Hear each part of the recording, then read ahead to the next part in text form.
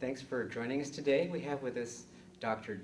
Aurora Juliana Ariel. She's an author of the Earth 2012 Saga series of books and a recording musician.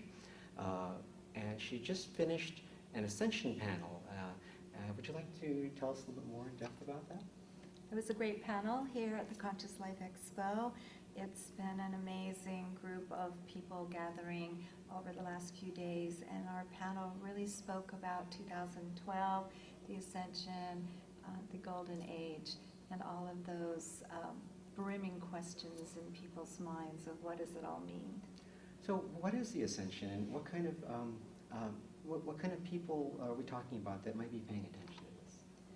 There's the shift in consciousness that's occurring worldwide that is the consciousness movement. There's a birthing of consciousness where people are coming into a higher level of awareness, a more loving and a more compassionate viewpoints.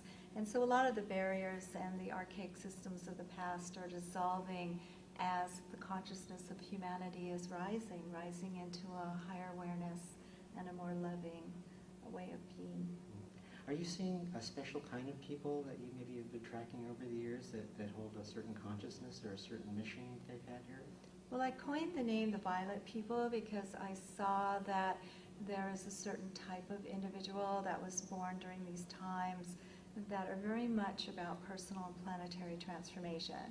There's 22 master qualities that I track in book 2 of the Earth 2012 series, and I really speak about it at length of who are the Violet People and what are they about. And they're a very important soul group who have been born throughout the planet into every country and nation, and that were prophesied before their time as very essential in the mix of what's happening on planet Earth today. So what are some things that characterize these Violet people? They're very much visionaries. They hold a vision. There seems to be a vision of a new world, of an Eden, a return to Eden, of a golden age type civilization that they're encoded with. And yet, they did not come into the planet as enlightened beings. They came in, went under the amnesia as the rest of humans, and they took on the same human patterning and conditioning from their family lineages. So here we have a people that seem like everyone else on Earth, and yet there's something very exciting and extraordinary about them. They're actually catalysts for the world change because unlike their predecessors, they don't sit with the patterns. They don't decide, oh, this is my limitation. They've chafed at it, and that has literally born the human potential movement and the fact that the new psychology has brought in all these modalities and that we have healing modalities all over the planet that people are flocking to transform their lives, to change the patterning, and to actualize their full potentials. So what does Ascension mean, and what does it have to do with 2012? 2012 is like the icon of the times, that we are in a historic time. And the fact that the Mayan calendar ends and all of these things converge in this time period is just a signaling. It's the statement that something powerful is taking place on Earth today. There's a major shift underway in the consciousness of humanity. And that shift is cycling out into everybody's lives, into their businesses, into the way of parenting is getting up-leveling, education's being up-leveled, political aspirations are being up-leveled. The whole financial community right now is in the throes of a rebirth. We're just seeing a rebirth, but what is being birthed is a new conscious way of being, and that is the ascension from being human pattern-driven, and the patterns, the subconscious patterns that have created all the havoc on our planet, creating the unconsciousness, the wars, the pollution, and the mindlessness that has gone before, and coming into consciousness where we care about our planet. We're wise stewards of the earth. We care about replenishing the soil, not just raping it. We care about indigenous cultures and children and women, and we care to rise rise into our greatness and not to stay limited anymore in some kind of false conception that we are less than who we are. Well, obviously some of these changes that you're talking about are interpersonal and they occur within ourselves, and some of them you're saying are happening to the whole planet and to all of us. So what do you think the average person's experience is going to be during the Ascension? What would it look like to them? I don't see the Ascension as a one moment in time. I think we're in an ascending process. I had an amazing experience when I was 17, I think it was. And I remembered right before this life. I was in a soul school in a big hall with a tall, it was like watching a film. There are souls there that were seeing on the screen all kinds of things that were bringing up heartfelt emotions, loving, harmony, kindness, caring. And I understood that we were preparing to come to Earth. We were acclimating ourselves to the higher spectrum of the human emotions, the divinely infused emotions, in our preparation. And in the next scene, I saw everyone so excited that there were so many of us coming to Earth at this time, and that we would all be together this time. It wouldn't be one saint or sage in a region, but we would be born throughout the Earth and in every nation and country and background and religion. And that we were here to help facilitate a change, to draw humanity out of the darkness of the dark ages of Earth into a more conscious awareness of us being spiritual beings, having a human experience, and how to translate that into real Earth terms and physical reality.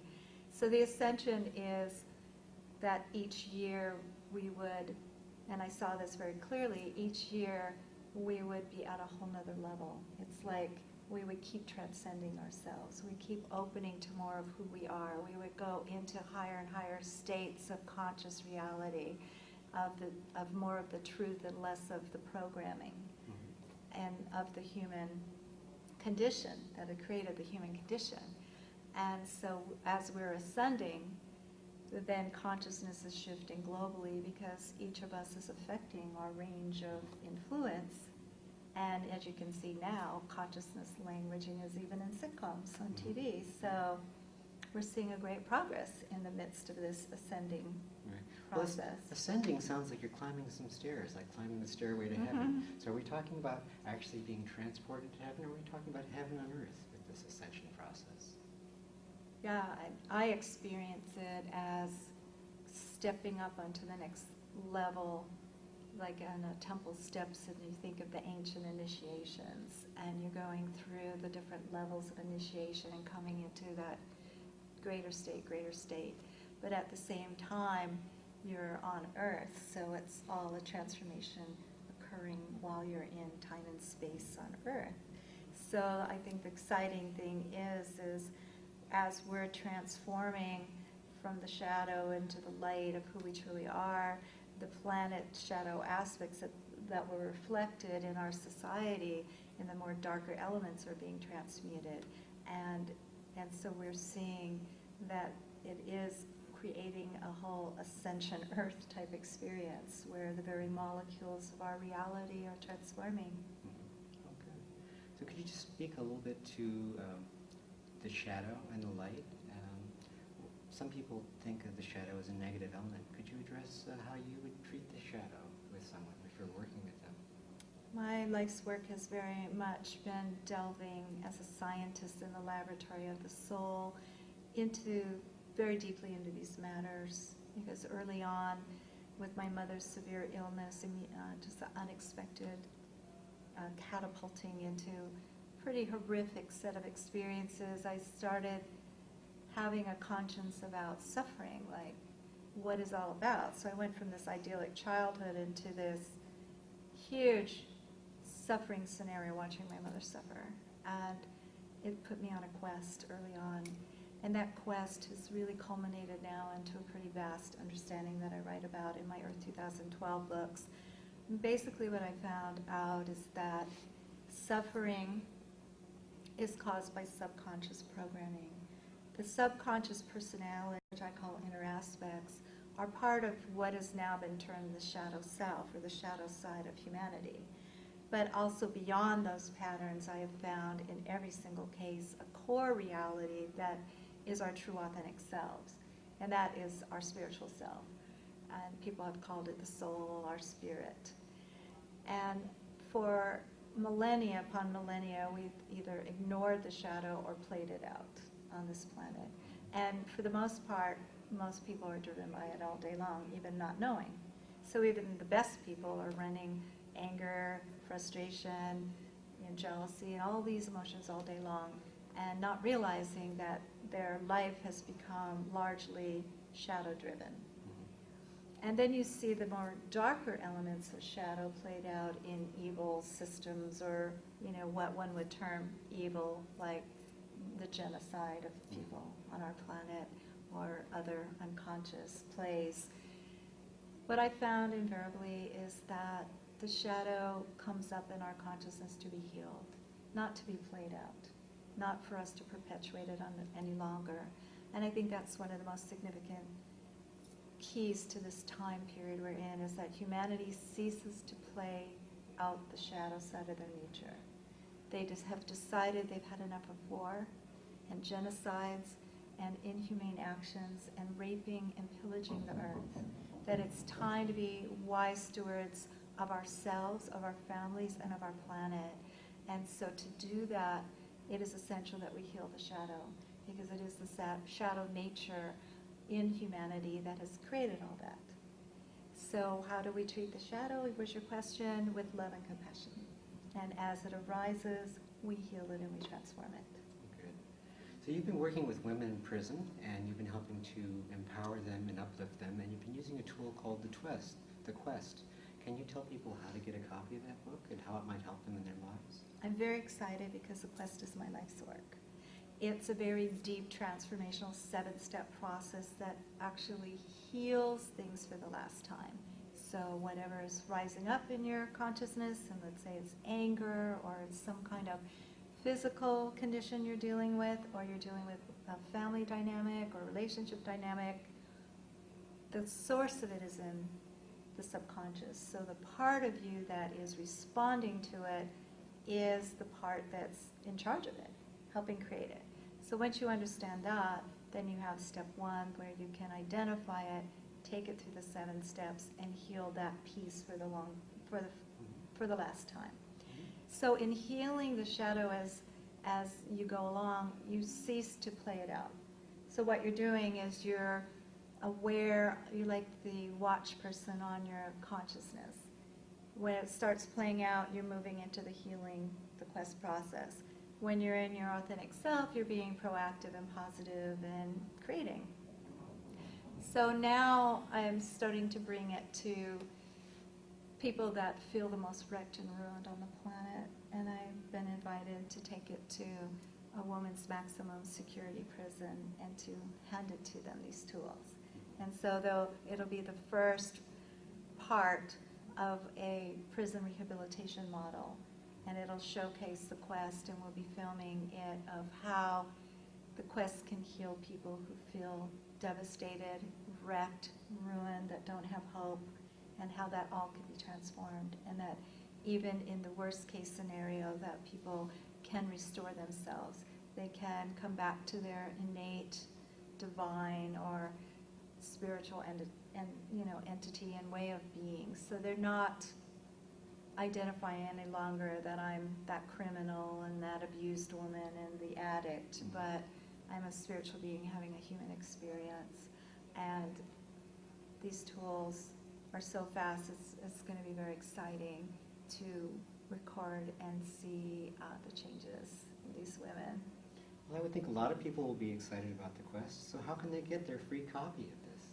On numerous of my websites, so they can Google my name, Aurora Juliana Ariel, and they can go under aurorajulianaariel.com or thequest.us or ioah.org, which is the Institute of Advanced Healing, which is a nonprofit I set up in 2000 to bring out the Quest worldwide. They can get my free book off those sites that downloads. as a PDF file, so they have the full book, but digital.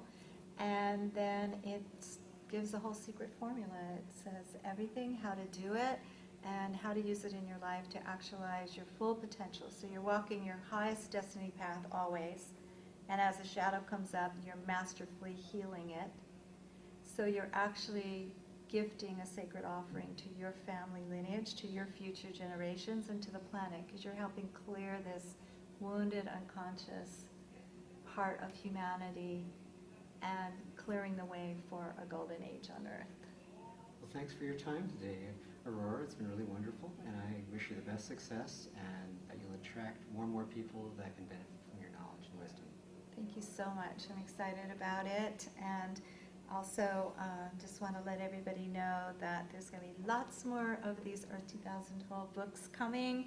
But this is the second one, and it really goes in depth about the violet person. So if anybody's wondering if they're a violet, then they can see, are they a budding violet, a full bloom violet, if they're just getting tinges of violet into their consciousness. And then there's some really remarkable stories, very incredible stories of by some violets on the planet, and then the series goes on and on. So there's 3 books out in the series and lots more to come. Well, I think one of the other things that's part of the ascension process is more and more people will be blooming into their full spectrum human being selves. And so be aware that Aurora is also a mother, she's a writer, she is a musician, and she's a consultant and psychologist. So many of us are going to be expressing ourselves in multiple different ways and blooming as our true full spectrum human being self.